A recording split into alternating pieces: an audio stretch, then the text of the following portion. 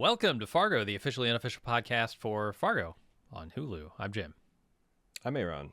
Or FX, if you're nasty, I guess. If you still truck with terrestrial television. A.Ron, Season 5, Episode 5, The Tiger.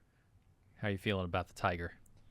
I think the only extraterrestrial television we've had on Fargo is Season 2, just for the record. Uh-huh.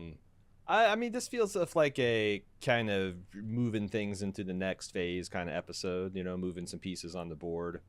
You gotta, there's a lot of moving pieces, and they've gone through a lot of stuff, so you had to kind of reshuffle, refactor, get things. So it's like, I don't know. We learned some things about Lyons. Learn some things more about Roy's backstory. Learn a little bit more about Dot and her circumstances. Stuff we've kind of largely, but it's stuff that we've kind of largely guessed at. Mm-hmm. And it's just like, yeah, what's Dot? How's she going to get out of this without the assistance of the FBI, the local law enforcement? What kind of blowback are the Lyons going to face now that they've kind of poked the bear that is Roy? It should be, there should be some exciting stuff happening now that we've got Scotty secured and the Lyons unleashed. What do you think?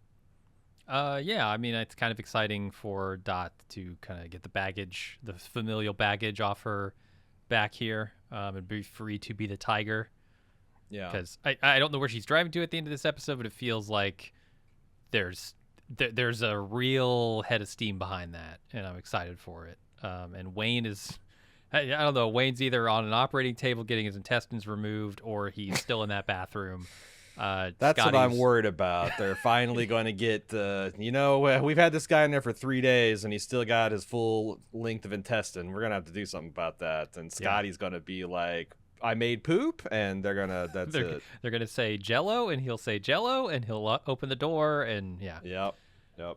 But yeah, that's exciting. And then, Scotty's off at Indira's place, so I don't know exactly where she's going, if she's going to try and take matters directly into her own hands and attack the attackers here or what, but yeah, it's exciting. And then you have a lot of amusing scenes of mostly Lorraine, but also Roy kind of espousing their various philosophies, sometimes at each other, sometimes at others. And I really enjoy those scenes. I found myself not enjoying it as much as I think I should have, because they're just all terrible people. Uh-huh. Like, it's no one's righteously scoring points on anyone, even when they're saying things that I kind of broadly agree with. I'm like, well, but you're still a terrible person. Yeah. There's no enemy of my enemy is my friend here. They're just, there's not hardly anyone to root for except for Dot. And boy, I feel sorry for Wayne in my rooting for Dot. Yeah. So that's what I've kept on finding. It's like I really liked watching Lorraine cut these dudes down to size, but like the ones she most brutalized are two mooks that were introduced in this episode, and they're only bad people because I presume Lorraine's done her. It'd been hilarious. They're like, what the fuck are you talking about? We run a small, reputable credit union. We've never been to Tijuana. I have profound respect for women, and I'm not going to sit here for this. And they just walked off, but like, they're shady bankers because Danish Graves has probably made sure they are, and she can walk in there and accuse them of every crime, and they'll just sit there and flap their gums and breathe like landed fishes because they want that money.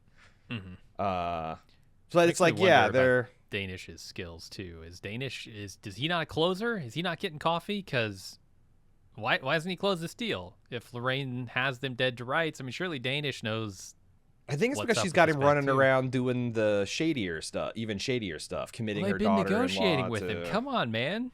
Like, how many sit-downs have you had with these people just to tell them, hey, you're a shady bank, we're buying you out, or we're going to the governor, But it's just an interesting strategy. Like, every time I've seen her come into the room, she just verbally dominates. Like, if it's a law enforcement officer, if it's the president of a bank, I'm probably going to see her do it to a state senator if she hasn't done it already. It's just... It's like I want to see the comeuppance, you know. It's like the Nevada state senator who comes in and The Godfather 2 at Michael's son's birthday, and he's just talking mad shit about the Corleones and how they're a bunch of pimps and thugs, and they're gonna kiss his ass and pay double his fee because fuck you Italian Americans, that's why. Mm-hmm. And then he's weeping over a dead hooker, and about an hour and a half later, and it's like, yeah, that's right. So. I don't know. It's got, because like I liked a lot of things she's saying, but like, damn, someone needs to point some fingers back at her, because the shit that she was talking to Indira. Thinks she's untouchable. Yeah, I doubt it. Mm-hmm. I bet she's pretty touchable. Well, that's the thing. I think if she's gonna get any comeuppance, it's probably through Dot. It seems like that's the only person who has shooken her at all. Yeah. Yeah. Everybody else just seems to be cowed by her.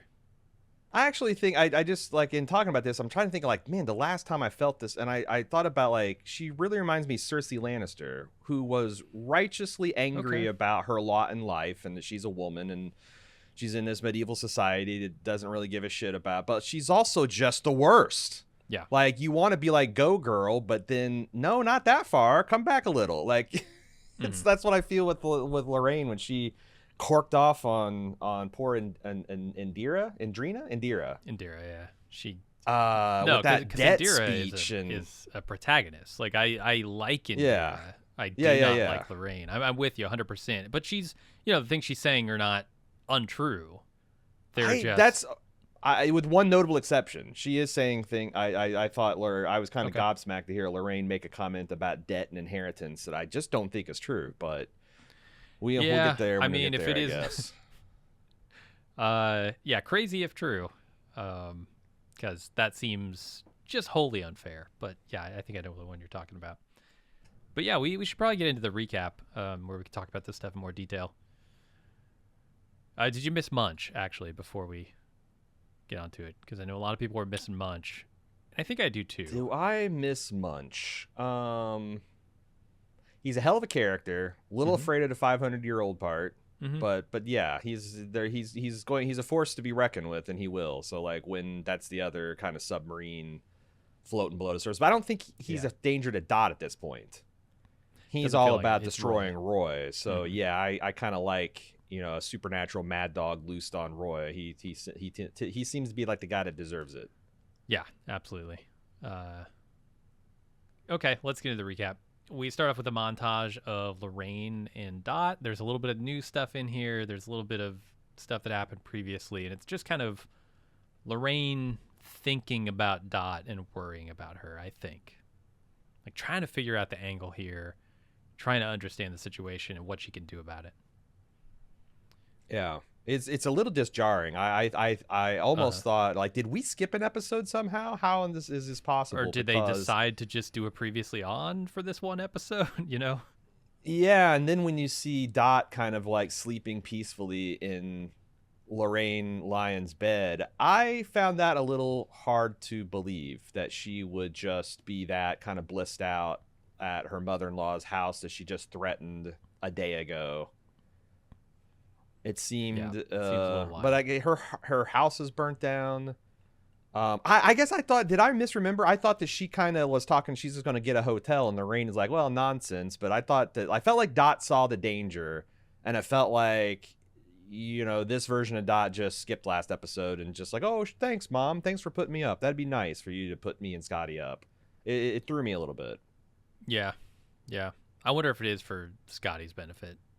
Because I think if Dot's on her own, yeah, she probably sleeps, I don't know, on a park bench somewhere or whatever. But like, she's still worried about the people coming after them. I would assume she'd have money. I don't know. I don't know how much money they have, or if it all comes from the trust or whatever. But I mean, yeah, they've got to have some. They were rolling up that gun shop, going to spend thousands of dollars, and they largely got turned away. So I feel like, they don't feel like they live paycheck to paycheck. So. How much does it cost to rent a hotel? Yeah, exactly. Going to debt. There you go. Yeah, but for whatever reason, she decides to stay at Lorraine's house, and when she wakes up, Lorraine and Danish try to have her committed. I mean, it kind of works. She threatens the doctors who try to grab her, but she does manage to get a few blows in, but they do grab her and stick her into the ambulance. Yeah, that was Juno Temple being like, I'm going to try to blind you boys. I'm going to break your fingers, try to bite your nose off. And then them like bleeding, her strapped to the gurney, but them bleeding and the guy holding his eye. It's pretty good. And I do love how all she has to say is, shoot. It's like, another situation I'm going to have to break myself out of. I was expecting someone to lose a nose, though, I got to say. Yeah. She did get some bites in, but couldn't get out their noses, apparently. It's just mid-season. It's just mid-season. There's still plenty of time to bite off noses. Absolutely. And I also love that when Lorraine finds out that the job has been done, she's sitting once again in front of this same journalist, who I guess is trying to interview her for a third time. Coming back for the third time, yeah. Even more adversarial now. Yeah, pretty good stuff. So Dot's then taken to a mental facility. I guess it's the hospital. It's a local hospital. Same place we've seen before. And seems pretty docile, but... Is that not weird that she's taken to a mental facility that happens to be the same hospital their husband is being held for his being electrocuted, and another guy is getting 6 feet of rope taken out of his belly? Like, I mean, if it's a smallish town, I could see that being the only real facility in the area for mental and physical. But you can health. involuntarily commit someone to like just a regular old hospital? That's the thing. I don't know if this is something to legitimately fear or something that absolutely cannot happen in our world, but to have a perfectly competent person be committed by their relatives seems...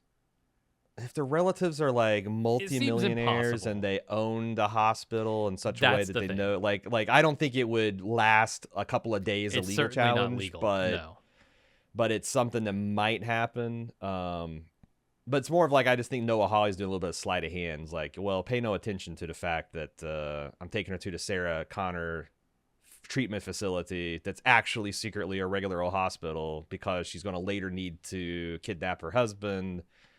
But if she was it's just too many moving pieces, so he simplified things.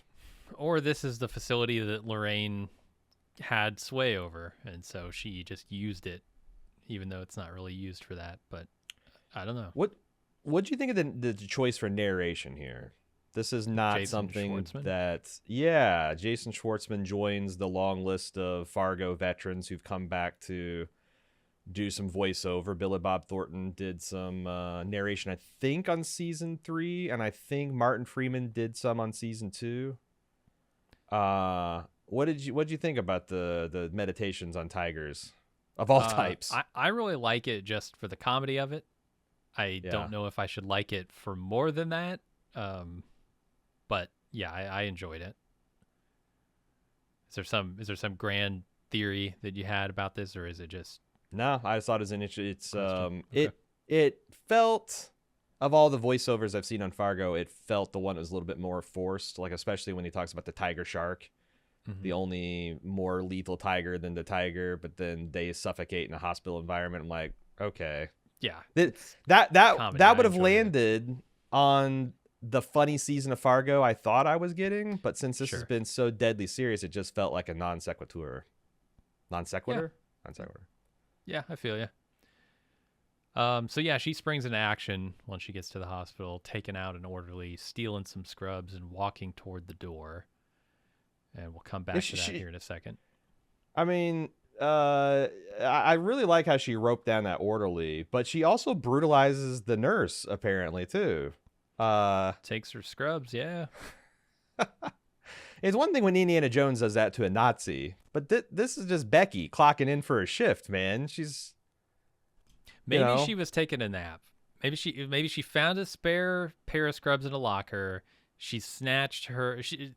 Becky or whoever was just taking a nap. She snatches her badge and heads down. Maybe there was no violence involved. No, Amy came in. I think her name was Amy, and she came into the room and like saw her strapping down the orderly and made like a shocked face. And then you see Juno shut the door and she's wearing her uniform.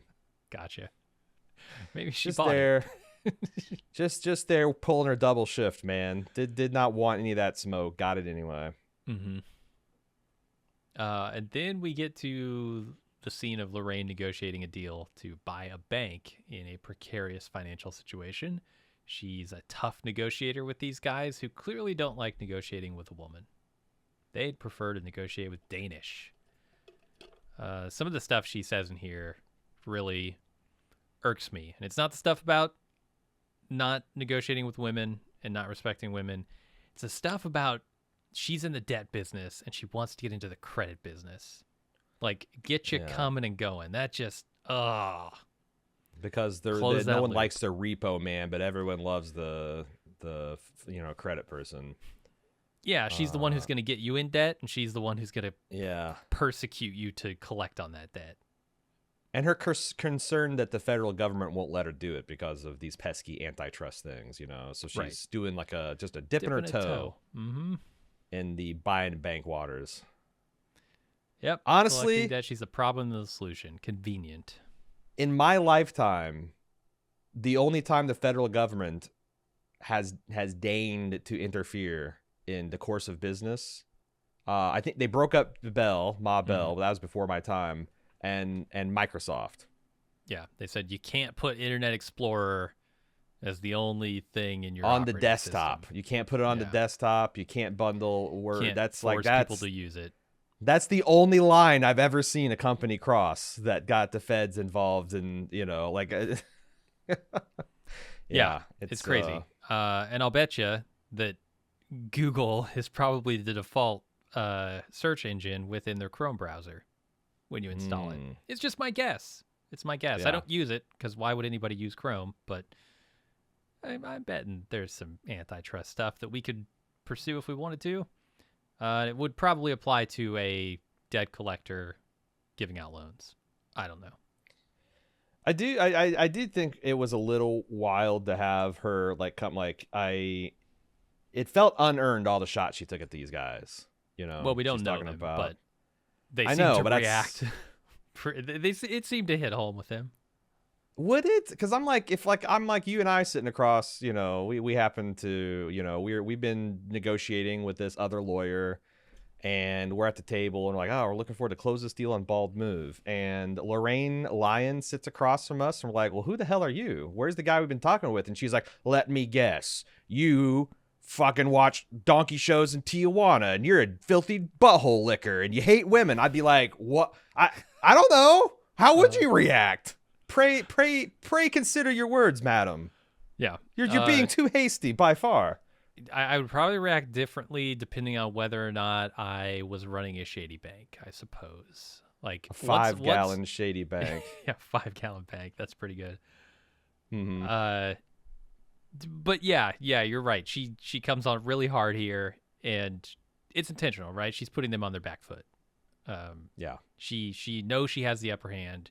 She has all the hand in this negotiation, and she's going to use it and kind of enjoy it. I almost think she enjoys it. And they're going to take it. They're going to take it because they are greedy, filthy butthole lickers, and they want their money. So, well, and they're also potentially up for prosecution if they don't take it, right? Like, she can call the governors and have them come in, deal with it. Not just one. She's got them over a barrel. She's got a clause in 6 governors, I think she said. Yeah, I guess up there in the North Midwest. The upper Midwest. She's just got a stranglehold on it. Mm-hmm. So let's go back to Dot, where she makes some small talk at the nurse's station on her way out, try and seem casual, but she's immediately made. And then they sound the alarm. This nurse is on it. She uses this poor mentally ill woman as a prop for the rest of the episode, which that's unfortunate because I really felt a poor woman looked scared and concerned by the time this thing was over. Mm-hmm. I would be too, being carted around the hospital. But I like this woman at the desk here. She's not suffering any fools. She's not going to get played here. Yeah. She asked. She knows that name. She knows, I haven't seen you around the hospital. What are you doing here? I felt like if Dot was a hair slicker, she could have covered it. You But think she so? just was. I mean, but I also think it's believable that that's not her skill set. She's a tiger, not a weasel. So Uh-huh. she's not as good a lying on her feet. I mean, look at the pathetic lies she's Oh, told. but Like she is she's a lion. if her mouth is moving. But I mean, look at the Jesus. feeble lies she's told throughout this season about Yeah. like, it's just stuff the I reject your reality and substitute my own. There's not even an attempt to make them believable. So Mhm. Yeah, for not sure. so good. Not so good talking herself out of situations. She does better later with I don't even know his name, Indira's husband. Oh, Lars.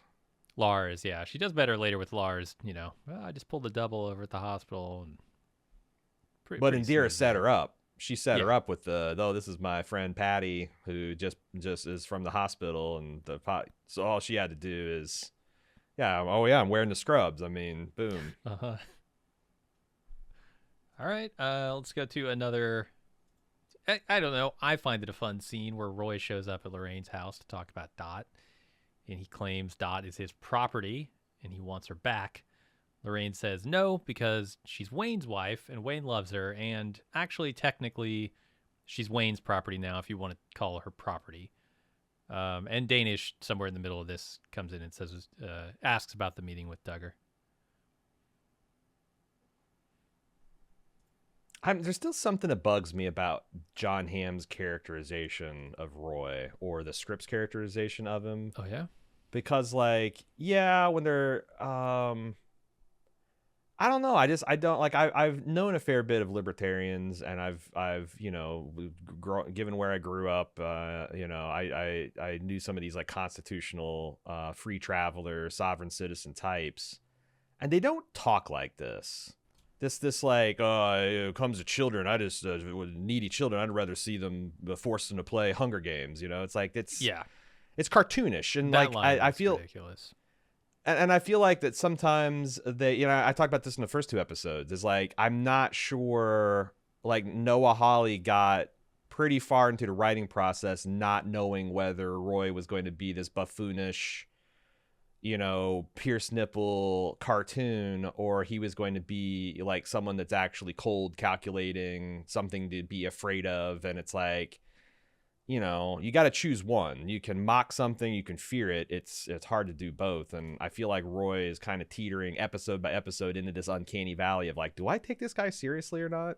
Mm-hmm. And kind of Miss Lyon, Lorraine's in the same kind of valley where it's like they say so many stupid things that I can't, like, I've seen stupid people get wealthy, like deeply stupid wealthy, get and maintain wealth.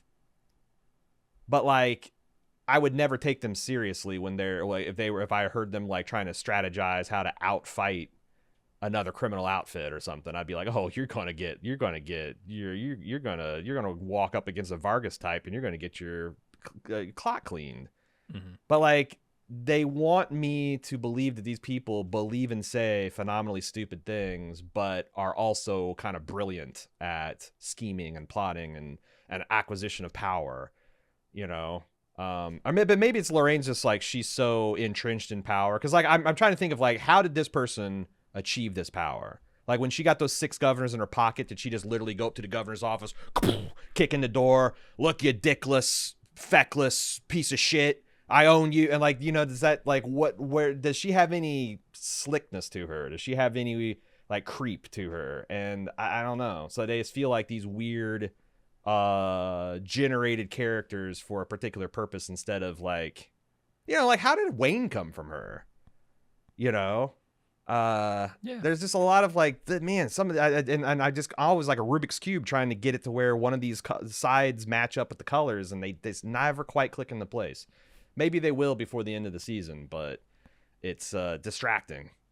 Yeah, I think I feel what you're saying about Roy. I felt, ever since the nipple rings and the role play sex box he has, I'm like, okay, I would believe that there are some people like this who, have these images that of themselves that they're trying to uphold in public, and then in private they're very different.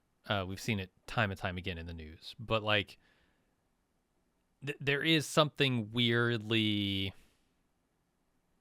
he's trying to write him like a caricature, but also take him seriously. And I do, if it was anybody else but John Hamm, I might not be able to, but I think he's walking that line like right down the middle. He's very on good that at doing tightrope. both. He's very good at Yes. being intimidating and scary and like, you know, in characters and in command, like in, you know, Don Draper. But he's also very good. Like almost everything he's done that's not Mad Men has kind of been like a straight goofy character.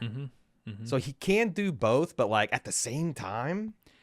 Yeah, no, it's incredibly difficult. And I don't know that he's able to completely pull it off, but I do take him seriously. I mean, it seems like him with the wife beater guy who he shoots in the head. Scenes like that where I start to say, okay, right, maybe this guy says something stupid from time to time. Right. That I think is something this character wouldn't necessarily say, but also scenes like that, I take him seriously during those moments. But then he shows up and the first words out of his mouth negotiating with a wealthy, powerful woman is, I own women, multiple women, actually. They're my property. And I'm like, God, again, I don't think he realizes how offensive that is to her. Really? I mean, we know because we saw her scene with the banker and we know that she's a woman, but he has a code that he lives by, and I don't think he considers anybody else's thoughts on it for a second. I mean, he was unaware in the year 2019 is what we're in, late 2019. He's unaware that Koreans make cars. So it's possible, I guess, that he just doesn't engage with any kind of media, social or otherwise. And well, he definitely does, right? I mean, he's name checking some of the social movements that are happening, right? So like I'm saying, like, does he? But yeah, I guess like what is his play here? He's just going to go up and be like, hey, your son's wife is married. My wife is married to your son. I want my property back. I mean, that's what he came there to do. It's kind of an insane thing to come there to do. A woman who's like on the cover of Forbes and but he thinks this is right by God. I mean, he thinks his mission here is ordained by God, according to him. So yeah, he comes here and tells you something that is offensive, but his belief system says you should believe this too. And he's a no nonsense guy too. But like I don't know, man. There's something weird about it, but he's also pulling it off. I really liked Lorraine's speech about the what is it if you want all freedom, no responsibility? And he's like, I'm a president, a king, and she's like, no, it's a baby. Those are the only people that have any kind of freedom with no responsibility. Yeah.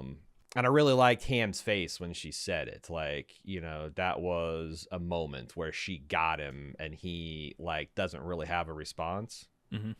But I liked it. I just wish it was coming from a terrible person. Like it would have been a much more like stand up and cheer thing if like Dot or Indira said that. But Lorraine is like, because I don't even know what her deal is. Does she think she's the only person that is, I don't know. I struggle to understand her worldview, where people who are in debt are just commodities to be bought and sold, right?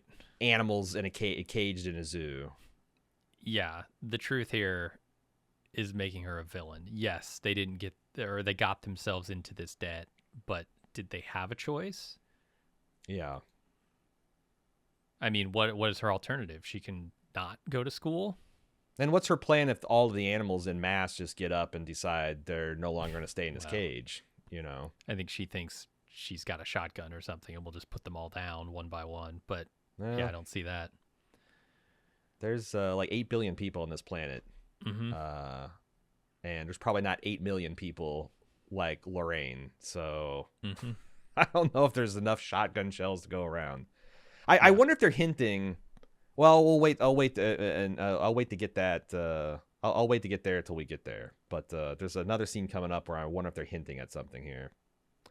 We do get some more pertinent information about the Nadine-Roy relationship in this scene, which I thought was interesting. He gives an exact date for their marriage. June 3rd, 2007, which is roughly 12 and a half years before the events of the current timeline. And then Dot gives us the other half of that timeline. She does. She says she was 15 when she was taken in by Roy's group, and she was 17 when they were married. So we know that she's about 29 right now, 30, somewhere in there. And that all lines up really beautifully with Scotty being Roy's daughter. And it doesn't line up at all with Gator being her. Not at all. Mom. No, I mean it's impossible for that Gator theory. To be I thought that theory was a very long shot anyway, but now it's impossible. The timelines just don't add up. Nope.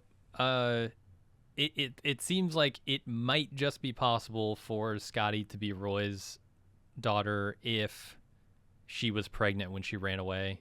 Because of the stuff that Roy says here, he says 2 years before and during. They were together 2 years before and during their marriage. Which could mean she was as old as 19 when she ran away. I'm betting that her discovering she was pregnant was the impetus to her finally running away. I'm betting we're going to see a scene of her looking at a pregnancy test, and she's not, because Roy would definitely add that to the list of property that was taken from him if he knew she was pregnant. And there's no lights that flicker at all with the Scotty situation. So right.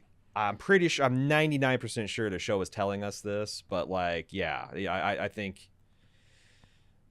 Then it makes me wonder about Wayne and her. Does Wayne know that this is not his biological daughter? I mean, see, that's the thing. Not so manipulative that I could see her, seeing this guy who's kind of a pushover and taking advantage of him, going real hot and heavy, whirlwind shotgun marriage, and it's like, oh, you're pregnant a month into it, and who's going to get out the calendar and really count how many weeks anyway, and then I think that she has fallen in love with him, but I definitely think he was a mark when they met. He would have to be. I mean, for it to happen that quickly. Yeah. And we've seen that it's like she goes straight from Roy's ranch to the bar where she meets Wayne or something, right? Yeah. I bet we see that fast. I bet we get that. I bet we get that flashback for sure. Yep. I did like getting the context for that. Danish walks Roy out, giving him his card and saying they'll talk soon, and Roy leaves with an implied threat, saying, "You'll see me, but not the way you want to." And Indira shows up and says the Dot escaped. So Roy rings up Gator and says, "Activate Plan B," which is kidnapping Wayne, but they're going to leave Gator in the car. Yeah, there's a bunch of... I liked him calling Danish Graves a muffin. He is so hung up on the names of people. It's what, oh, you got a boy's name, you got a girl's name, you got a food name, which is pretty high and mighty for a guy who names his kid after an animal with about a half a tablespoon of brains. Gator, yeah. Jesus. Yeah. This guy. It's interesting. It feels like they're building up Jerome to be something. The way he's kind of it takes a shine after Scotty. The way he's just kind of always in the background, unflappable. The way he narrowed his eyes at Roy when he kind of threatened Scotty and Danish. I wonder. Yeah, he's described as a major domo. I wonder if he's got some kind of special forces skills, or he's going to be a badass before everything's, because he's just this strong silent thing that's always in the background. Yeah, I don't know. Haven't paid much attention to him, honestly, because he's always in the background, but yeah. I did like Danish, his exasperation as he just gets done with Roy, who's a lot, and then he looks behind him and Indira is right there, asking questions about the committed daughter. And he's like, "Oh my God." Yeah, just getting it on all fronts here. So we talked about the Roy calling Gator and activating Plan B. I was under the impression that these dudes that were kind of hanging around Roy's place were also deputies. But the way Gator says, "I'm the law," when they get out, I think that no, they're just militiamen thugs. Maybe even his father-in-law's men rather than they're definitely not peace officers. Is what I'm getting at. Yeah, I think Not you're that right. Gator's much of one either, but you know, Yeah, but he's he got at a least has a badge. badge. Mm-hmm. Exactly. No, you're right. This guy's name, I guess, is Bowman, which I didn't know until today. Yeah. But and I like Gator's kind of like, I'm not going to stay here, and then he thinks like, oh God, you know, he's afraid of Roy, afraid of Bowman. He's not gonna get out until there's desperate circumstances. Yeah. So Dot's about to walk out of the hospital when Bowman and his guys come in looking for Wayne, and Dot hears that and heads up to Wayne's room. Yeah, I would give a lot more credit to the tension that they build with like all these narrow misses, except for this whole scene was constructed with that in mind. Like the fact that the mental institution is the same place as the hospital, the fact, you know, everything's been carefully arranged in a way that feels a little writerly. There's a couple pieces didn't feel organic, so it's like there's not as much tension as there I think otherwise would have been. But otherwise, it's quite the romp. You know, she's just like going from near miss to near miss, and the FBI agents show up, and there's you know, it's tons of complications, and yeah. No, it feels almost like a heist kind of thing. It feels reverse heist. Yeah, getting yourself out. A prison break. Yeah, that's what it is. The opposite break, of a heist is a prison break. Yeah, totally. But I do feel like it has a certain Coen-esque rhythm to it, which they don't always do it, but there's some kind of crescendo that they manage to build with their action, especially in like The Big Lebowski. I remember the scenes where they're dropping off the money, and there's just like this crescendo of action that happens kind of out of nowhere, and that's sort of what this felt like to me. All these pieces coming together. You got the crazy Walter with his dirty undies and his machine gun and all that stuff. So let's go back quickly to Gator, who is stewing out in the car, and he spots the FBI, so he runs inside to alert Bowman and his team. This is probably the right call. I think Roy would be more upset to find out that he knew the FBI was there and didn't say anything. But do these guys not have radios? Well, that's what I was wondering, because Gator actually pulls his phone out, and I think he's about to text or call Bowman, and he doesn't. And I'm wondering, because he doesn't want to leave evidence. But is that why it is? I assume. Okay. But radios solve that problem. Radios. Yeah. No, but I guess they don't have they don't have the police radios on them because they're not police. You can buy radios without being police. Baofeng or whatever, the $18. Sure. Encrypted radios. Amazon.com has plenty of them. I know Radio Shack went under, but they didn't take radio with them. Just the name. How's a man supposed to get a radio in this country? There's no shacks left. I don't know. I feel like these guys should have better ways to communicate than paper trail leaving texts.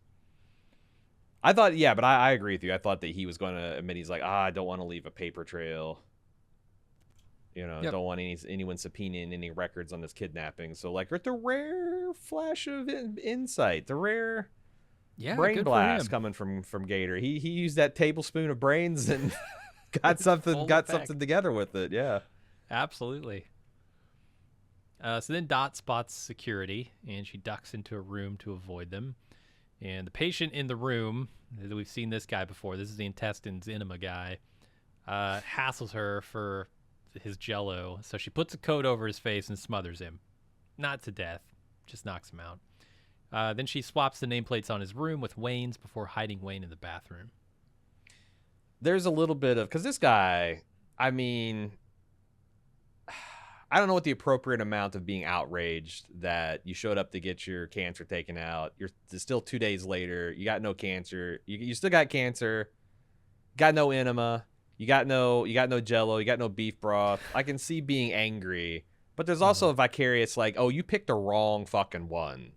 Yeah. This little gal in scrubs is not going to take your shit. She's going to fold you up like a pretzel, and also like, what all ends up happening, because like, you know, then you imagine him coming to, and now he's really irate because he's like, a nurse just fucking assaulted me, and Bowman comes in starts his shit up with him, and they intimate that they really tune him up, you know? Oh, yeah. Like, they put their backs into it. So it's like, this guy Yeah. really gets a lot of comeuppance in a hurry. And I feel like this is the show saying this is what the people who are constantly at each other's throats should get. Yeah, This these are feels the like a show animals making a fighting in the statement. zoo. Yeah. Yeah. But for some reason they don't in our society, which, you know, maybe they will eventually. We'll see. Do you think Wayne gets his intestines removed because he's got the nameplate of some other guy who was supposed to have that operation?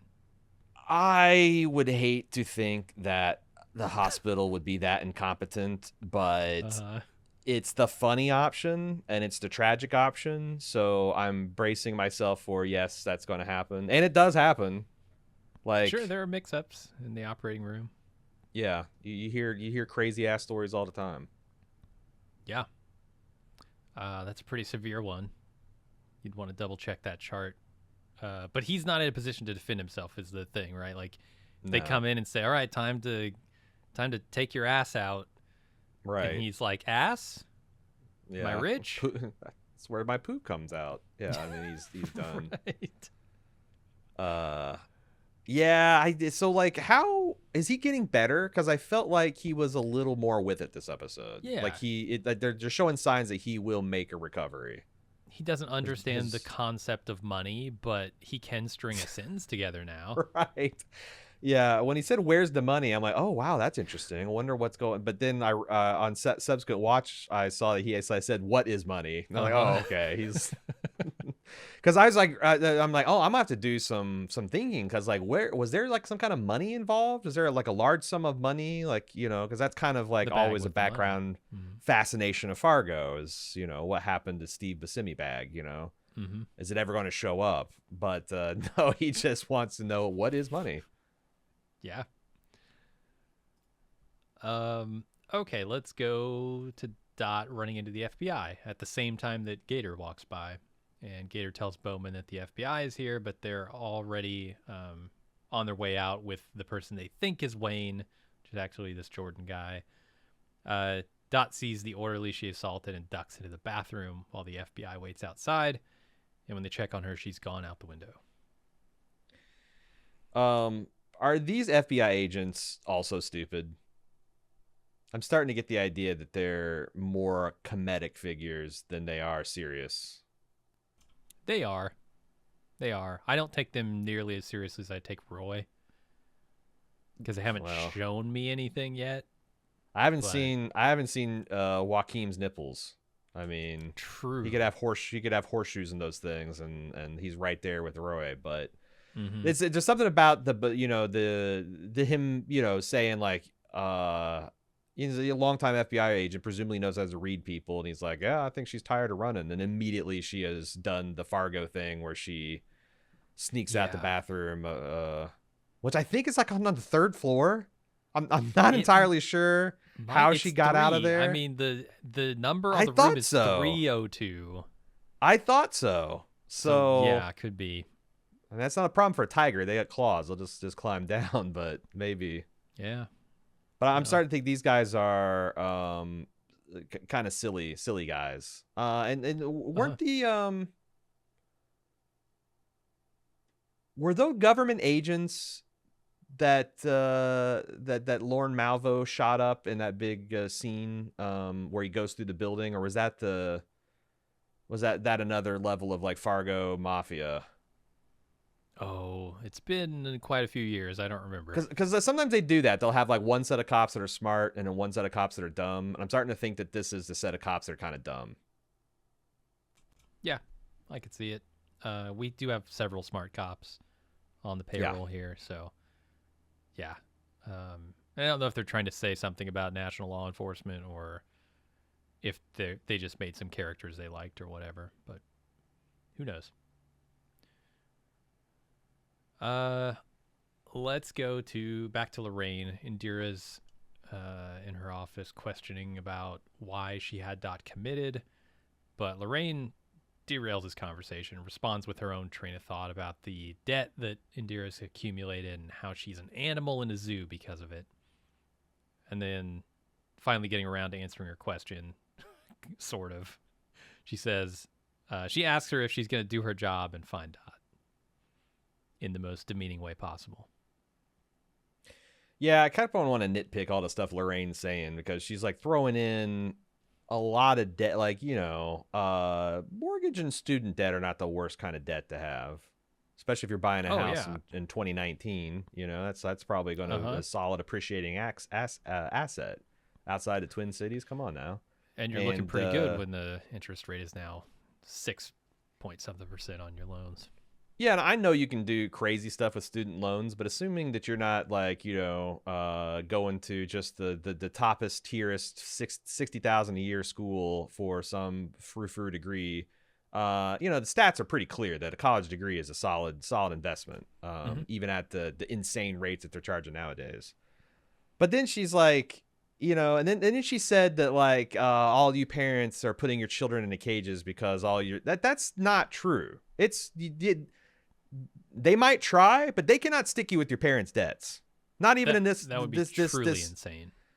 Yeah, not even this society can a parent rack up debts to saddle their children. Now it might eat up all the assets. You might not get anything, but you can't inherit a negative number. Yeah.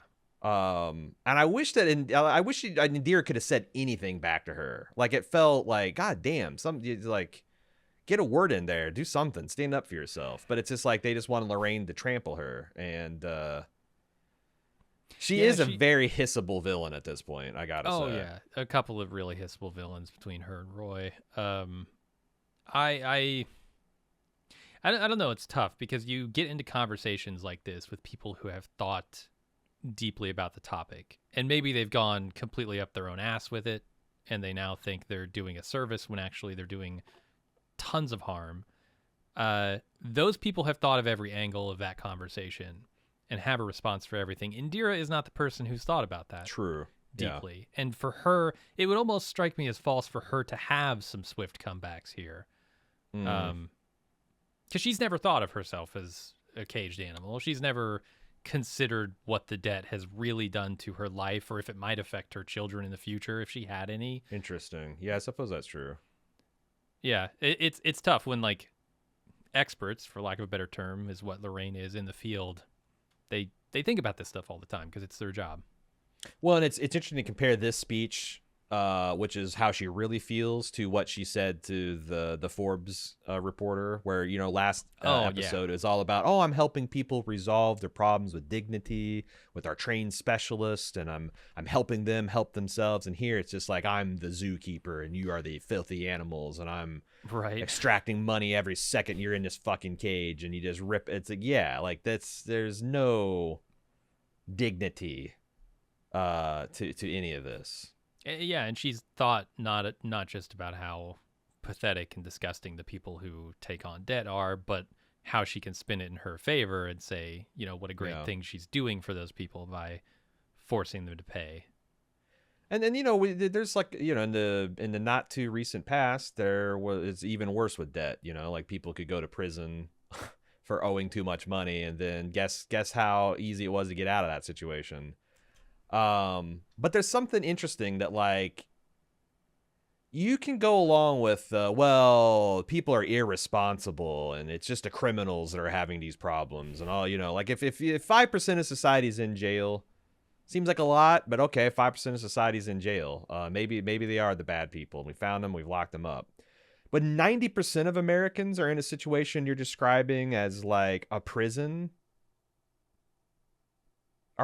The mind just refuses to accept that like 90% of our fellow citizens are some sort of criminal deviant, that they deserve to be there.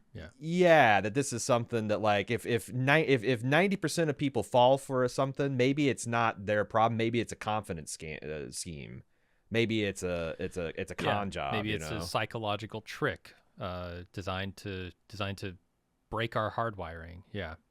And that's the thing. I look back at a couple episodes ago, the voiceover that Lorraine had about it starts as an itch. Maybe you want that handbag, right? but then immediately goes toward things that can't be helped, things that are beyond your control. With your car breaks down, you have to get to your job, so you have to pay, but you can't pay, so you take out debt. Yeah, it's and some people don't realize it's a prison, but others do, and they just have no way out of it. The people who go and spend and spend and spend on frivolous things that they don't need, but they just want, sure, you could label them as like the people who maybe deserve something to be in that cage. But then there's the people like Indira who don't deserve it. Do you think that they're mixing their metaphors a bit? Because like Indira, like we find out that most of her debt is like, you know, she bought a house. A lot of people buy a house. She got some student debt. A lot of people did that.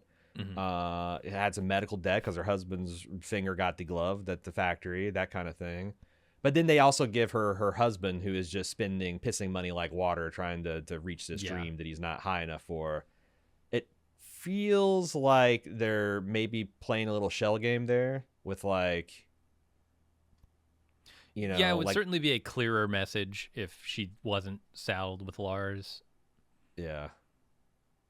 If there were, because there are plenty of people who aren't in that situation, right? Who have necessities that they have to pay for and can't afford, and they don't have a Lars dragging them down. But you're right. Here it's a little bit of a mixed bag. I agree. And the whole system's set to get the hooks in. Like, you know, you when you get kids going to college, getting 6, 7, 8 credit card offers a month, you know, at the same time, they're also making these large purchases for the education. It's like, what do people expect to happen?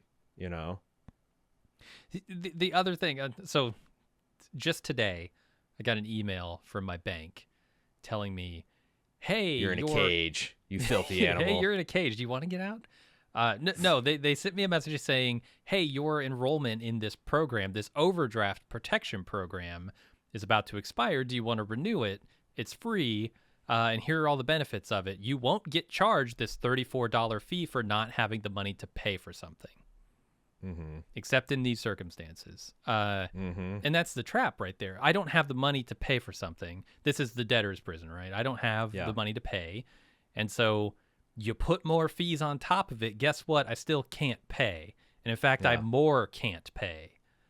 It's an insane... The amount of hoops you have to go to get a bank to just deny your fucking card when you're out of money. I had to explicitly tell them, because deny the me default is default is go ahead and do the transaction and charge an overdraft fee. Yeah. And then every day that you're at a negative balance, adding another one. And it's not something that you even know. It's like, oh, I thought I had $100 in the account. So they're just, and that's like the default. The default is to fucking put you in the cage, you know? And I'm looking at that going, oh, so there are exceptions when they won't do this. If you had a positive balance when the charge was actually made, even if that money wouldn't be there by the time the charge went through, oh, they won't do it in that case. That's nice of them. I found myself going, oh, this is nice that they provide this feature. And then I said, wait one fucking second. This is insane that there would ever be a charge for not having money in the first place. That's the insane part. So, I mean, this stuff is quicksand. It grabs a hold of you at the first opportunity, and you can't get out in a lot of cases. Yeah, I think that resonates with a lot of people. You know, it's tough out there. It's been tough for I don't know, when's the last time it was easy? It's designed to be tough. Late designed 90s, by early people aughts. like Lorraine to be tough. Yeah. Pre-2008. 1990, 2008, pretty good time. Pretty good time to be American. That's in between the last two giant financial meltdowns. Sure. Okay, let's go to Dot showing up outside of Lorraine's house and flagging down her daughter. Scotty tells her that Roy was here, which is not fun for her to hear, and then they leave together. Yep. Can we pair this with the next scene? Because I think they're a delicious combo. So Danish is hassled for his ID by security as he's leaving Lorraine's compound. First of all, are these the guys from Vegas? I think so. Who else would they possibly be? They're not as nearly as entertaining as I thought they'd be. So they're not as. These guys are buttoned down. John. Yeah. These are the guys that John Wick kills in clubs. You know, just faceless, black suited. Got the HK and P5s. They're just, they're just goons. Yeah, they felt like take the guns out of their hands and they're club bouncers. Like, this is Yeah. just, well, I want to see your ID. Okay, go through, or I don't like the way you look. Get out of here.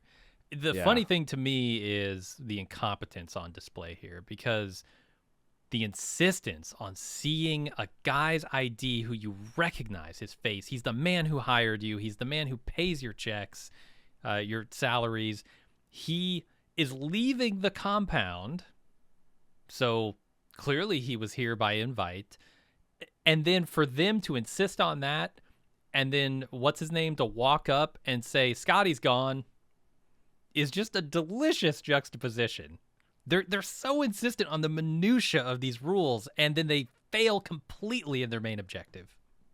And this is the scene I was wanting to talk more about, because I think there's another underlying thing here. You've heard the ultra wealthy. I mean, not all of them, but a lot. The ultra wealthy. One of the things they talk about when they get together, their retreats, is what happens if the system collapses and we have 8 billion people on our doorstep trying to get ours. And they've solved that. Like, oh, we're going to get private islands, and we're going to have buy 10 years of bunker fuel so we can run our generators, and we're going to have a crack team of security guards, and they're going to guard us, and they're going to keep.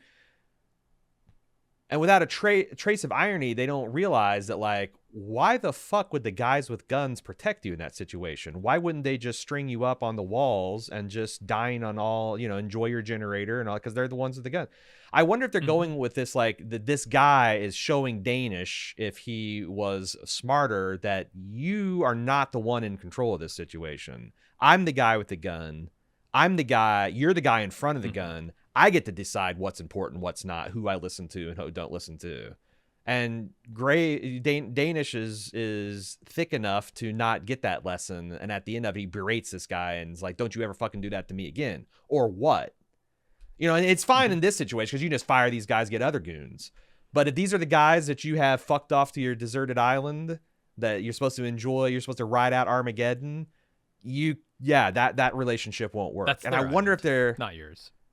Exactly. Don't you ever fucking turn that gun on, or what? Like I wonder if if Holly's kind of gesturing to that, the fact that, like, Lorraine's not tough. She's an old woman. Like, Gator could come in there and rob her blind, but she's got money, so she's got people, and those people have guns. But again, she doesn't. That's not the things that she has. She just has money.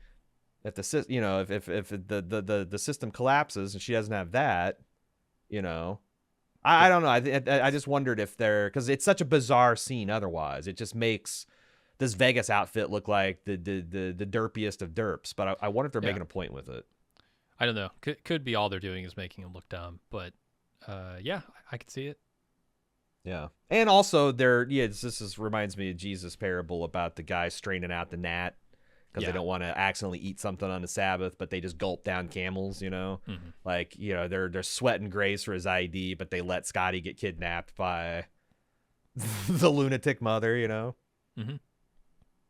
Yeah, and that idea that you were just talking about, where the guys with guns are the ones in charge, is what makes Roy a force to be reckoned with, because he's shown that he has guns and he's willing to use them. And his ideology demands a level of faith and fidelity from his men that don't rely on their paycheck. And, they believe in a cause, and they believe in Roy and his father-in-law as almost divinely appointed leaders. That's how the kings kept their shit going for thousands of years. Well, you can't, God put them on the throne. What Which little people. I also look at the latest season of Righteous Gemstones, and I see how that can pretty easily fall apart, right? If your men start losing faith in you for whatever reason and don't see you as God's ordained hero, sure. I mean, that's a far. Some schemes are easier to look the see through than others, but totally, but it can go wrong for you. All right, let's go to Indira. She gets home, finds her husband practicing his swing, and also finds Dot and Scotty in her kitchen. Indira tells Dot about her credit troubles and Laura's golfing. And Dot asks if she can leave Scotty with her for a few days. Indira says she wants the truth first. So Dot tells her everything. I don't know. She's a little cryptic, but she comes clean with a lot of stuff. And Indira agrees to take Scotty against her better judgment. And then Dot drives off, hell bent on doing something. It's not clear to me. Like, I understand why Indira wants to help, you know, but it's not clear to me why she would, as a police officer, essentially sanction a commando situation. Like, you know, she's going to go clearly kill a bunch of people or, you know, take care of things. Probably, yeah. Why? Have they done enough to tell me that, like, Indira thinks that she is, like, an almost supernaturally capable killing machine? Like, she literally is a tiger, and she owes her. Like, I don't know. I'm not sure what numbers spun through the back of her head to have them all click into place. Maybe it's annoyance of her husband. You know, like, she's ready to blow up her life. Because her husband coming in and basically said, "Hey, babe, I'm going to probably spend a lot more money at the." Also, starting to think the golfers are right, that this guy just don't got it. Yeah. No. Clearly. If you're spending over $1,000 on your clubs and you still got a bad slice, like, it ain't the gear, man. It ain't the gear. Yeah. But this guy, going in here and then him checking out Dot in like a Joey Tribbiani, "Hey, how you doing" kind of way. Did you clock that? No, I didn't see that. Yeah, when he kind of like looks at Dot and then he looks at her again, he knows that she's an attractive woman. He's like, "Hey," and then he sees Indira notice it, and then he's like acts like he's been caught. Yeah, he's just a fucking scumbag, man. I wonder if they're going to. I wonder if they're going to make some other point about him and Indira getting together very young, in the same way that, like, obviously it's not the same way, because it seems like Nadine here was like taken in as a 15-year-old runaway, or he also you wonder if, like, Roy, like, was she like a victim, like did her father like beat her, molest her, and Roy came in there and quote unquote saved her and then groomed her and then married her, and there's really that she's talking about, because there's the discussion where she says, you know, they beat you when they're weak and need to make themselves feel powerful, and the she's talking about when Indira asks, I think, is Roy and her father, the men in her life. Yeah. There's definitely Indira's like eyeballs clicked when the day thing came out. That was. And she says, like, that's a whole other story, right? Before 15, right. So, like, there's something bad in her childhood as well. Yeah, so she spent 15 to 17 with Roy, or associated with Roy in his compound. Then they got married, and then 2 years later she's out. Mm-hmm. It's all pretty dark shit that they're sketching around. Yeah. And you can see why she would want to be with a gentle guy like Wayne, right? No more of this shit. I've experienced too much pain at the hands of bad men to ever want to do that again. Yeah. And Wayne seems like a genuinely nice and kind and gentle person. So, yeah. I don't know. I like this scene a lot. I am a little dubious that a police officer would agree to this, but I'm just willing enough to go along with it that it doesn't ruin the moment at the end, which I think is fairly exciting, because I want to see this tiger tear shit up. I noticed that Dot takes a left out of the driveway when she's going on her mission. And I wouldn't think about this on almost any other show, but Fargo traffics in this stuff so much. Is Holly hinting that this is a bad choice by having her turn to the sinister direction? Because it's not right? Yeah, she's not going the dexterous, the good, the upright. She's going the sinister. What are you saying about left-handed people? I'm not saying it. Western civilization has been quite clear about the left-handed collectively, and their diabolical menace. Yeah. Talitha just said that she is sinister, our producer. So, you know, I'm sitting up a little straighter, watch my P's and Q's. I don't know. They're built different. But I wonder if this is a hint that this is a wrong turn. In that she's Breaking Bad, or this is a mistake? It's a mistake. Yeah, it's a mistake. Okay. Because it's hard for me to be like, God damn, how bad were because like, what could you be blamed for before you're 15? Like, hopefully nothing. Please, God, so hopefully it's like, nothing.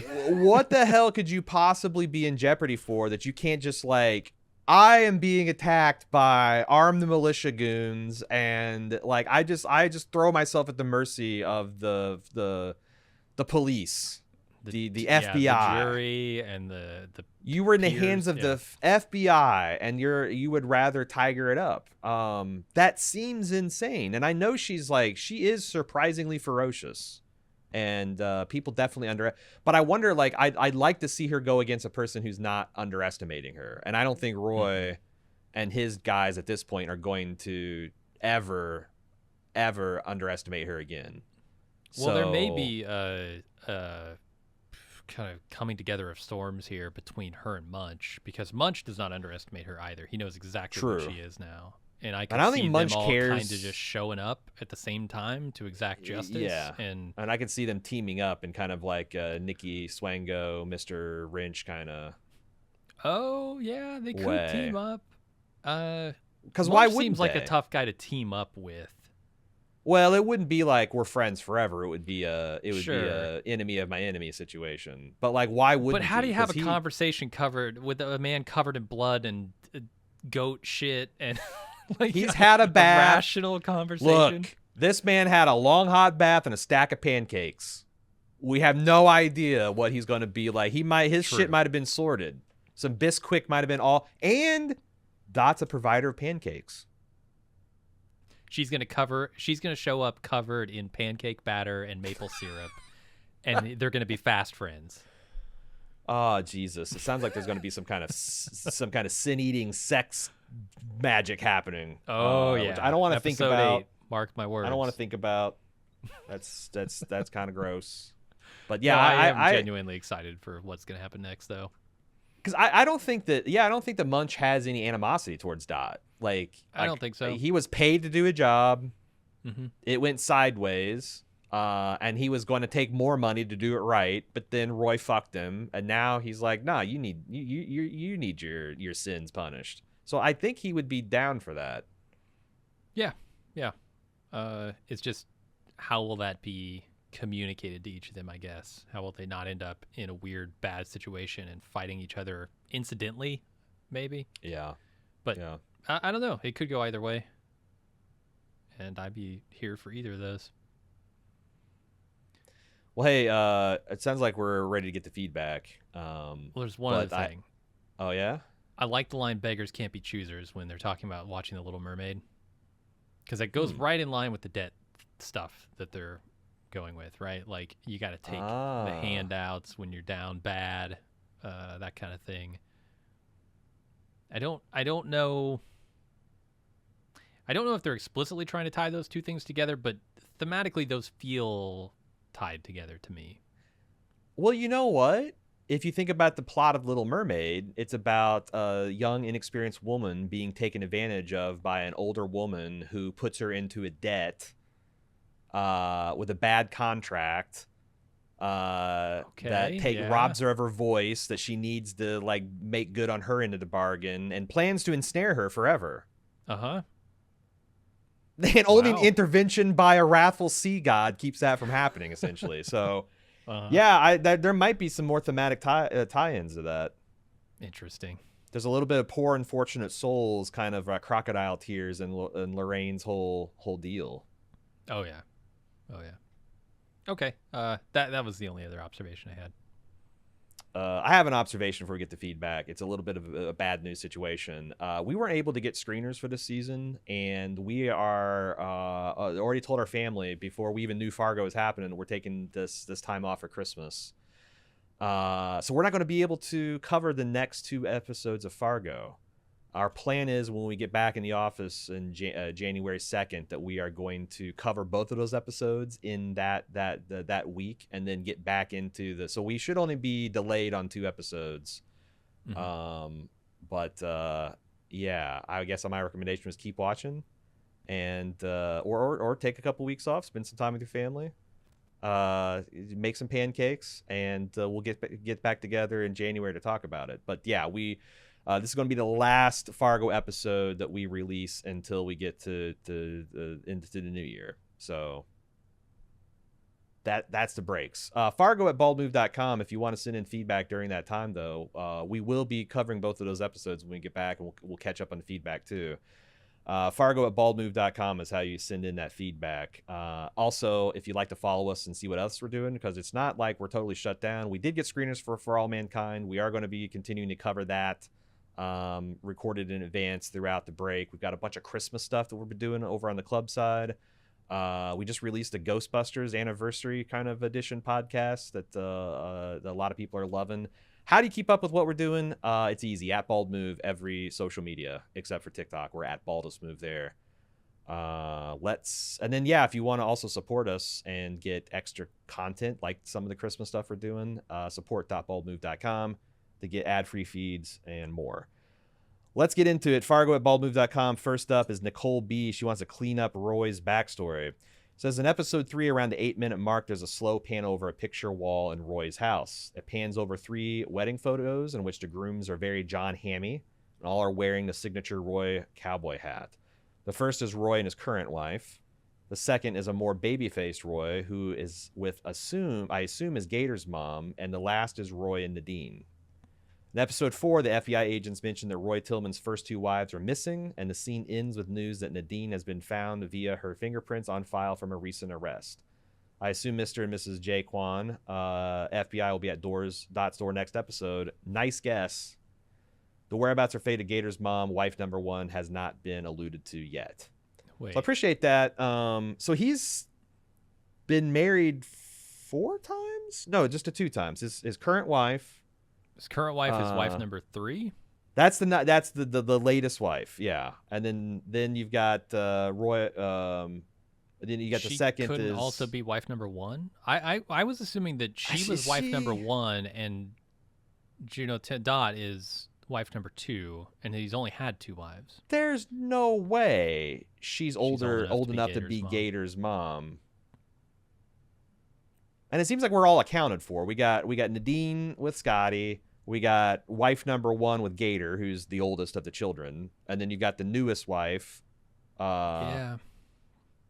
I suppose the thing is, if the Gator age doesn't line up, yeah. I think you're right about that. Yeah. So he's had 3 wives. 2 of them are missing. Mm-hmm. But he didn't want the Nadine to go missing. So it's like, I wonder if there's something sinister. Did he actually is that his deal? Did he try to kill Nadine and she got wind of it there and then went on the lam, became Dot? Or I just assumed she found out she's pregnant and it's like, I'm not going to put my kid in this cage, which is a theme that they're developing, right? But maybe the FBI seems to hint to get out of that cage. Or maybe she just took off successfly. Yeah, maybe. Lorraine Lyon, it turns out, is wife number 1. No, that doesn't. Yeah, that math doesn't add up. I mean, she could be Gator's mom. But that's another, like, if she did a Dot and got away clean, there might be another tiger out there to team up with too. Sure. I mean, Dot got away clean for like 9 years. Yeah. But I don't know if that's because she's special, because the show wants me to believe that she has just got it. She's got the eye of the tiger. She's got that survival instinct that, like, not everyone has, obviously. So, but maybe John Hamm has a tiger type. He's always out there looking for the next tiger to tame. Oh, he's got a tiger suit in that trunk. I guarantee it. Oh yeah. The furriest tiger suit you've ever seen. Puts on the Tony the Tiger stripes. Yeah. Mm-hmm. Diz says, I'm starting his feedback message with some obligatory shower of compliments on your podcast. When I saw season 5 of Fargo's releasing, I knew I was due for rewatch, but I didn't want to rewatch to end up being just another mindless binge. So I searched some thoughtful commentary in the show, and I luckily found Bald Move. You guys are doing an excellent job of analyzing and critiquing a metric fuck ton of media. Seriously, how the hell do you guys keep all those shows and movies straight in your heads? Well, don't ask me too many questions about Game of Thrones right now. Yeah. I'll do my rewatch and research. 2 weeks before it comes out. Yeah. I mean, it's all in there. It just needs sometimes a refresher to get it all to turn loose. You certainly helped me digest my reservations about season 4, and though I disagree with your takes on the paranormal elements of the first couple seasons, I do appreciate how open-mindedly you arrived at your conclusions on Deus Ex Minnesota. Anyway, we'll appreciate the praise. Thank you. Yeah, yeah. I wondered if you guys could spitball more about the debt themes season 5 is suggesting, especially in the context of some of the previous seasons of Fargo. I'm thinking of season 3 when Emmett Stussy tries and fails to repay his debt to Varga/Narwhal, and later trying and horrendously failing to repay his brother's birthright, which ends up killing Ray. I'm also thinking of season 4 with Ethelrita paying her parents' debts to Loy Cannon with the Fada ring. Maybe debt is something that ties many seasons of Fargo together. You even have the supermarket king failing to repay his father's flashback debts in season 1. Holly shows Oliver Platt buying the ransom money in snow, only to be burying the ransom money in snow, only to be thwarted and end by the Fishnado. Repaying debt seems disastrous to our leads if Holly's set is set any sort of precedent here. Season 5 is just clarifying this point further, in my opinion, but as much as I think I'm onto something here, I could just be reading too far into things. What are your thoughts? I mean, you go back to the original Fargo movie, which happens because of the car. I forget the guy who owns the car dealer, Jerry Lundegaard. Jerry trying to get on equal footing with his father-in-law, tries to make a deal out of the company coffers, can't float it anymore, and is desperately trying to get the money to where he can get out of that hock to begin with. Yeah, I wonder if they're saying that it's impossible. Like, that's the takeaway. It's just not possible. Stay out of debt, kids. Yeah. And it also, I mean, like, of course, it's not strictly true with everyone that it's not possible to get out of that debt. But in the Fargo universe, it doesn't seem like people do get out of debt. Yeah. And when I think of, like, William H. Macy's depiction of Lundegaard, Jerry Lundegaard, is like he starts off as like this kind of the doting, Minnesota nice family man, and at the end he's reduced to like an animal. Like they are, it's like the a zookeeper going in and bringing an animal out of his cage. He's screaming and crying, and he's naked, and there is a pretty tasty through line of the corrosive effects of debt and not even debt, of trying to live beyond your means, trying to rise above your station, but I don't know that I like that story, that theme. Maybe this is Fargo trying to make good on that. Yeah, maybe. I mean, I don't like the idea of declaring that people who are in debt are de facto living above their means, right? Like that's the part that I don't like about it. If you want to try and say, or if there's any kind of moral, like again, if 90% of us are immoral, then maybe we need to redefine what morality is, because it ain't working, Yeah, because it's the default state of the animal that is human. Yeah. But yeah, I like how you're thinking there, Diz. We'll keep an eye on that, because it would be interesting if they are kind of trying to reverse that moral arc of like, well, actually, the people holding the debts might have some responsibility. It's not just people's naked greed,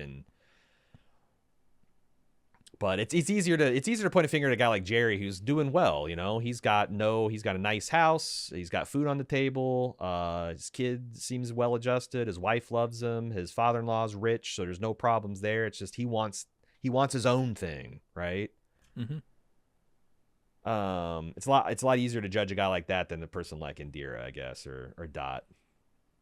Yeah, I do wish, like you said, the message wasn't so mixed with Indira, because she could get rid of this sandbag that is her husband, and that might help with some of the problems. Although I don't think it would eliminate that debt, but at least it wouldn't accrue anymore.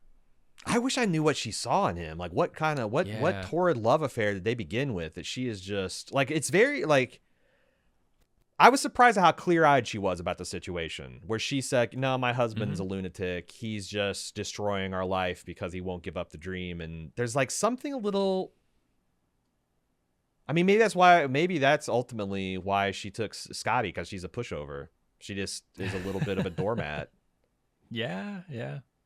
It's like, and because she says she talks a game, because she's like, I can be tough because you just asked my husband. But like, I haven't seen her be tough since the first episode when she locked up Dot, and she has a literal license to be tough. Yeah. She's law enforcement. She's not law Matt. Right. All right. Seth from DC says, I've been thinking about the relationship between Gator and Dot. If we think about the Roy and his relationship with Dot and Gator, my wild speculation is that Gator is not Roy's true son, but rather an adopted one. I believe they are brother and sister. Okay. We see Roy kill the wife beater, so we know that's in his playbook. I'm guessing we find that Roy But took care of doesn't he it. call her mama? Doesn't he call her mom? It could be ironic though, and like things and. But if she's literally like his mom by marriage at some point, that would make a hell of a lot more sense than okay, let's go down this path. I'm fine with that. Let's continue. All right. We see Roy kill the wife beater. We know it's in his playbook. I'm guessing we find Roy took care of an abusive parent in the kids' lives and took them in. Dot became the adopted daughter and then wife, and Gator became the adopted son. Gator isn't the man Roy is and has to hype himself into the role. It isn't in his genetics. We know from Roy's speech about his grandfather, the Indian killer, that his line was always naturally been pieces of shit, but Gator has to act that way. Gator took to the relationship looking for acceptance and stayed with Roy while Dot couldn't accept her role as a woman/wife and had to leave. This also plays into the theme of debt this season. Gator owes a debt to Roy for his saving and protecting of him. Dot may not have any debt or may believe it was repaid in their vows. Gator and Dot are close enough in age it makes sense that they could be siblings and helps explain how Dot became a tiger. She was raised that way. It wasn't learned in the year or less she was married to Roy. I can squint and see this. I don't know about like I clearly the only difference between your theory and what we've been speculating all episode on is that you're adding the brother-sister relationship between Gator and Dot, because everything else I think is literally the subtext of what's happening. Yeah, the thing you said in that email about Roy potentially having done something about their father and his violence toward them, that makes a hell of a lot of sense. That I hadn't even considered that, but that he would be the cause of needing to take Nadine in the first place. Mm-hmm. Yeah, I like that. And you kind of seen the way that he kind of creeped up to that gal that he quote unquote saved last episode and kind of grabbed her by the chin and said, "I'm your friend now, darling, and I'm going to give you money." Like, yep. I definitely got a little bit of, oh, I wonder if this is how he gets his little child brides, Yeah. There's always got to be some drunken piece of shit out. Younger. Yeah, like there's always some drunken piece of shit beating on women out in the country, right? Right. I mean, hell, it happened in the city too. It's just of course, yeah. It's just they're it's a everywhere. thing that happens. Yeah, yeah. But it's a reliable source of women who have been emotionally and mentally and abused, and they may be conditioned, groomed to kind of accept that kind of behavior. Yeah. Yeah, makes a lot of sense.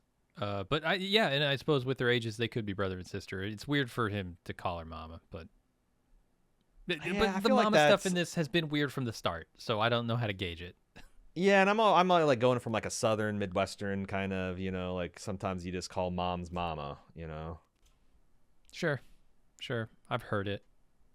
It is weird for a son, but maybe it's also him, like if they're brother and sister, he's being kind of playful. I mean, it's just, I don't know. He's mocking her, like, yeah. No, like revealing that he knows more about her. Like, she's showing up and I know you've got a daughter, and I know you're like, I don't know. Could be. I'm not sure. It's hard to say with Gator because he's a fucking idiot. He is that. Joel says, I know you're both wish-washy on the whole Sin Eater portion of the show. I'm not sure if either of you have seen Heath Ledger's movie The Order, but this movie is all about a Sin Eater and exactly what came to mind when this came up in the show. A similar mythos with the Sin Eater being immortal unless they're killed by someone ritually. Part of being a Sin Eater is that you take on that person's sins who you are saving, which is built up over time, which would lead to behavior like we're seeing with Munch. Also explain him being alive for more than 500 years. I haven't seen this movie. Clearly it seems like it's pretty on the nose in terms of a Fargo reference, but also, like, what we've seen from the Sin Eater is literally what, if you go and look up Sin Eater on Wikipedia, like, there's a paragraph there that is essentially what we saw reenacted in Wales 500 years ago. So I'm not sure if that movie will have anything else to do with it. Finally, we got Kurt from Pittsburgh, who's got a pretty negative view of the show. I wanted to talk through because we've had our doubts and qualms this season. Says, I am hating this season so far. I don't like Dot's character. I don't understand her thought process in keeping everything from her husband, especially while he's lying to his mom to cover for her. He obviously knows something's up. Makes them both look like dopes. This is the problem I've always had with these mystery box shows. Hello, Lindelof and Nolan. Without knowing some of the character's story and motivations, you can't sympathize with them, so you're just watching them go through the actions or outright frustrated by them and are not rooting for them in any way. Also, you've established that Dot is some secret master killer / spy or something. She bested the devil, chopped his ear off for crying out loud, but she can't get a single booby trap to work other than the smoking pan and the one sledgehammer. And I wouldn't say that sledgehammer worked. She had to manually trigger it so the guy walking in its path would get hit by it. The one on the window worked pretty well, the electricity. That's true. That's true. It did. It incapacitated the person that touched it. Mm-hmm. I just wonder, what are the stakes here? She gets cornered by Gator and they have a civil conversation. I know that Roy is obviously the bad guy, but what happens if she's caught? He keeps her on the ranch forever. That coupled to 20 minutes of walking around the house with traps and make her look incompetent. And the questionable stakes, what should have been a very tense scene just fell flat, made all the worse by the Home Alone corniness. I kind of see what you're saying here. Dot is a weird character that they haven't really, like, we're halfway through the season, and other than, you know, tough borderline supernatural characters saying that she's a tiger and seeing her time and time again get the drop on people, they haven't told us like where this came from. They haven't given us any reason to, you know, we don't know if she really loves Wayne. Seems like she loves her daughter. That's important to her.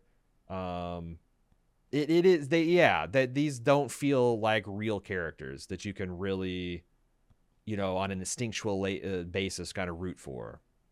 Yeah, that's where I'm having trouble too. Every time I want to sympathize with his characters, it always feels like a stretch. Like I'm having to force myself to see it from their perspective instead of just intuitively understanding these characters.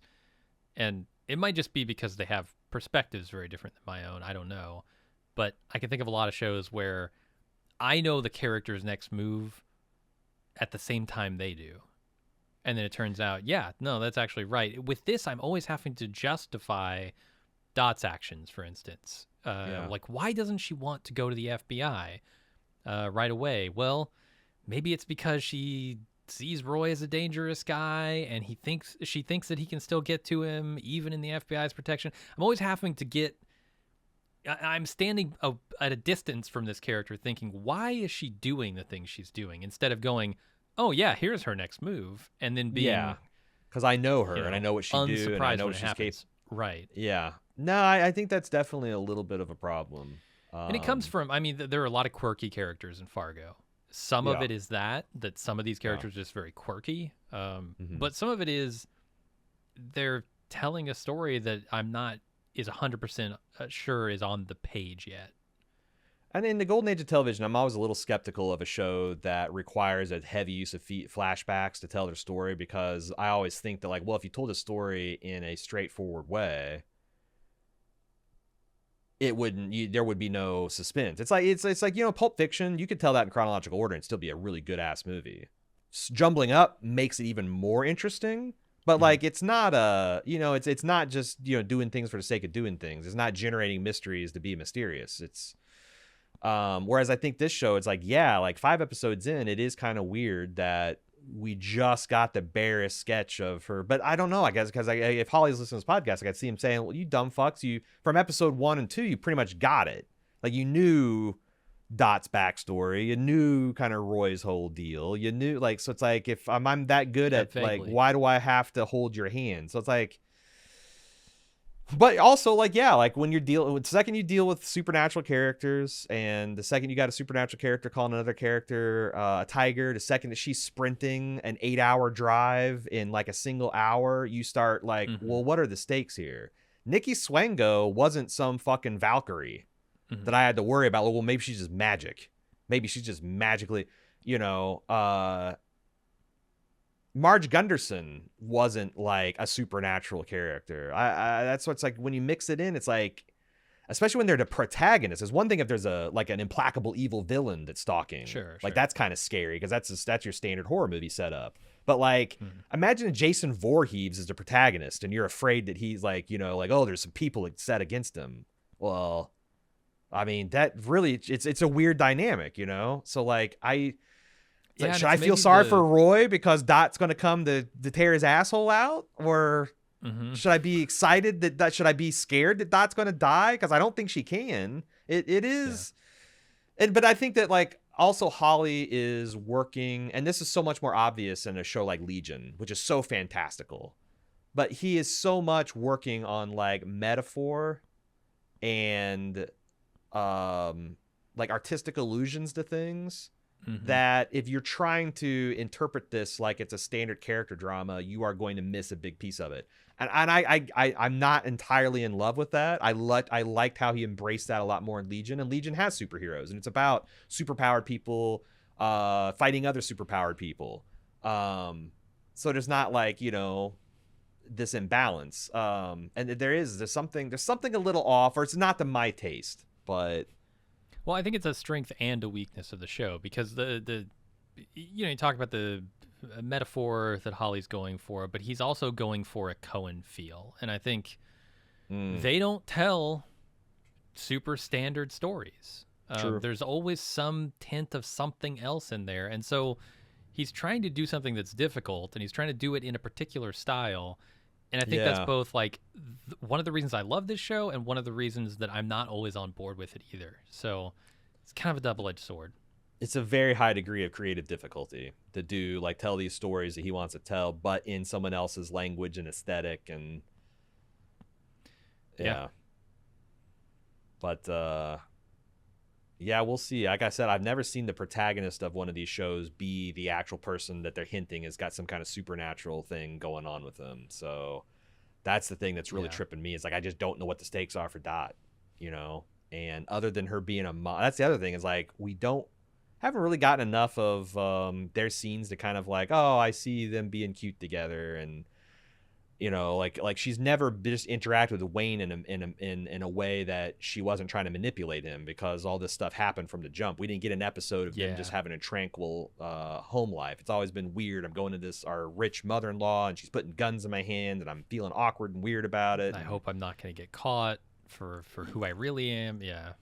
Yeah. So it's like, they're relying on the archetype of this, just, oh, well, I'm feeling so sorry for a mother, and I want her to be with her daughter, and I want her to protect her husband, but also she's quasi supernatural. And anyway, I think we've talked this through here, Kurt. But I feel you. I feel the struggle. And you know, this show's not for everybody.